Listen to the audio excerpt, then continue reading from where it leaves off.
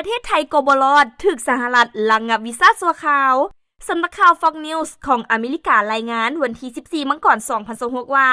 กระทรวงการต่างประเทศสหรัฐอเมริกาได้ออกคำสั่งโจะการออกวีซ่าให้75ประเทศเพื่อยกระดับการคัดกรองผู้สมัครที่ถูกเบิ่งว่ามีท่าเอียงจะกลายเป็นภาระของรัฐ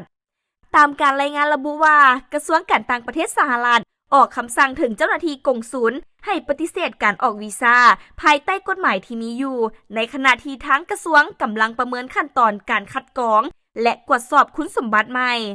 ซึ่งบรรดาประเทศที่ถูกระงับออกวีซ่านั้นได้แก่โซมาเลียรัสเซียอัฟกานิสถานบราซิลอิหร่านอิรักเอยิปต์ไนจีเรียเยเมนไทยและอีกหลายประเทศซึ่งจะเริ่มปฏิบัติในวันที่21 มังกรและจะดำเนินไปต่อแบบบ่มีกำหนดจนกว่าทางกระทรวงจะทำการประเมินขบวนการพิจารณาออกวีซ่ารอบใหม่เกณฑ์การพิจารณาภาระของรัฐจะได้พิจารณาจากหลายปัจจัยเช่นสุขภาพอายุความสามารถด้านภาษาฐานะการเงินและการต้องพึ่งพาการเบิ่งแยงในระยะยาวซึ่งอาจเฮ็ดให้ผู้สมัครถูกปฏิเสธวีซ่าได้